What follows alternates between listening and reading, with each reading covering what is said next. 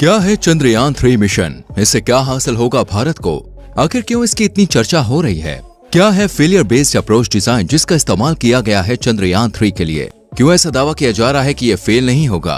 क्या है आखिर चंद्रयान 3 में खास? कैसे पहुंचेगा चांद तक चंद्रयान 3? जानेंगे दोस्तों आज की वीडियो में चंद्रयान 3 मिशन से जुड़े हुए सभी सवालों के जवाब। बस बने रहिए वीडियो में एंड तक। दोस्तों चंद्रयान 1 मिशन और चंद्रयान 2 मिशन के बारे में तो आप जानते ही हैं। अब जो चंद्रयान 3 मिशन भारत लॉन्च करने जा रहा है, ये मिशन चंद्रयान 2 का ही अगला फेज है।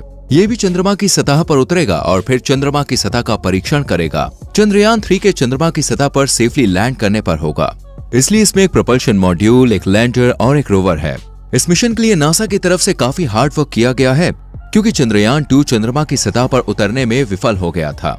अभी हम आपको दोस्तों चंद्रयान 3 के बारे में सब कुछ बताने वाले हैं, लेकिन उससे पहले चलिए चंद्रयान 1 मिशन और चंद्रयान 2 मिशन के बारे में थोड़ा सा जान लेते हैं, ताकि आपको इस मिशन के इंपॉर्टेंस का अंदाजा अच्छे से हो जाए और ये जानकारी हो जाए कि आखिर किस तरह के चैलेंजेस इस मिशन में आ सकते हैं और अब तक हमने पिछले मिशन से क्या हासिल किया है।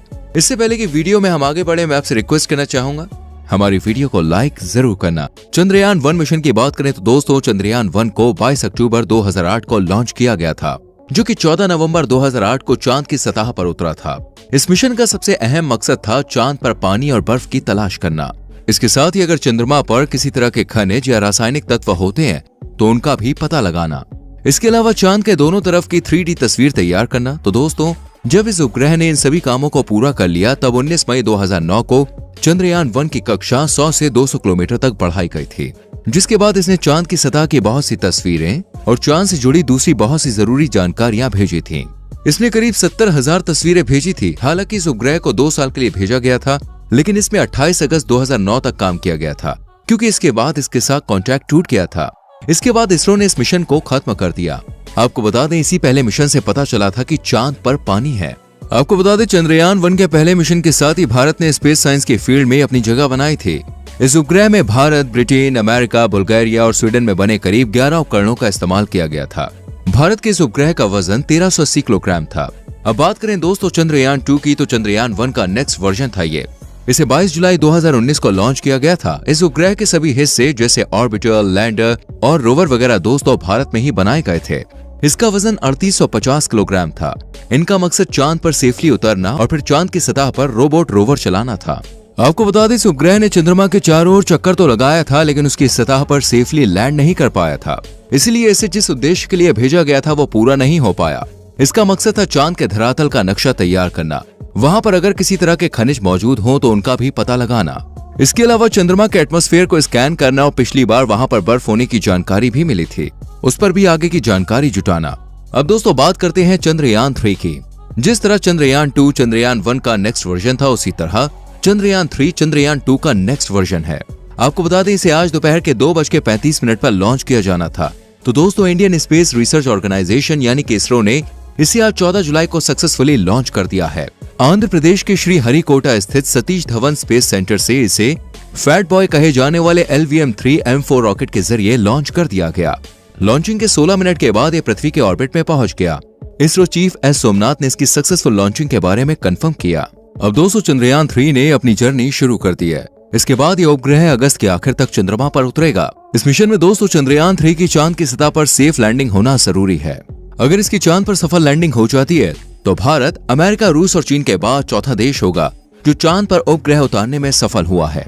लेकिन इस बार की लैंडिंग में एक खास बात भी है, जिसके बारे में आप आगे जानेंगे, इसलिए कहीं मत जाइए और वीडियो को देखते रहिए। अमेरिका और रूस के मिशन के बारे में हम आपको बता दें, जब अमेरिका और रूस ने चांद पर सक्सेसफुल लैंडिंग की थी तो उससे पहले दोनों देशों के कई स्पेसक्राफ्ट क्रैश हुए थे। लेकिन चीन ने जब 2013 में चांगई 3 मिशन भेजा था, तब चीन पहली बार में ही सफल हो गया था।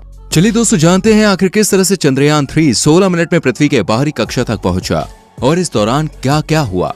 आपको बता दें आज दोपहर 2:35 पर जब चंद्रयान 3 के रॉकेट बूस्टर को लॉन्च किया गया तो इसकी रफ्तार शुरुआत में 1627 किलोमीटर प्रति घंटा थी। फिर लॉन्चिंग के 108 सेकंड बाद दोस्तों ये 45 किलोमीटर की ऊंचाई पर जब पहुंचा तो इसका लिक्विड इंजन स्टार्ट हुआ और लिक्विड इंजन स्टार्ट होने से फैट बॉय की रफ्तार 6437 किलोमीटर प्रति घंटा पहुंच गई। फिर जब ये 62 किलोमीटर की ऊंचाई पर पहुंचा तब इसके दोनों बूस्टर रॉकेट से अलग हो गए और रॉकेट की रफ्तार करीब 7000 किलोमीटर प्रति घंटा पर पहुंच गई। यही नहीं, जब इसका क्रायोजेनिक इंजन स्टार्ट हुआ तो इसके बाद रॉकेट की रफ्तार 36,000 किलोमीटर प्रति घंटे से भी ज्यादा थी। इस तरह लॉन्चिंग के 16 मिनट बाद चंद्रयान 3 पृथ्वी की कक्षा में स्थापित हो गया। अब दोस्तों धीरे धीरे ये अपना ऑर्बिट बढ़ाएगा और चंद्रमा की कक्षा में प्रवेश करेगा। यहाँ पर दोस्तों हम आपसे एक सवाल पूछना चाहते हैं कि आप रॉकेट की 36,000 किलोमीटर प्रति घंटे की रफ्तार के बारे में पहले से जानते थे? हमें कमेंट करके जरूर बताएं। चलिए अब चंद्रयान 3 के बारे में कुछ और बातें भी जान लेते हैं कि क्या है चंद्रयान 3 मिशन। जैसे कि हमने आपको बताया दोस्तों, चंद्रयान 3 मिशन चंद्रयान 2 मिशन का अगला फेज है। चंद्रयान चंद्रमा की सतह पर उतरेगा और फिर उसका परीक्षण करेगा।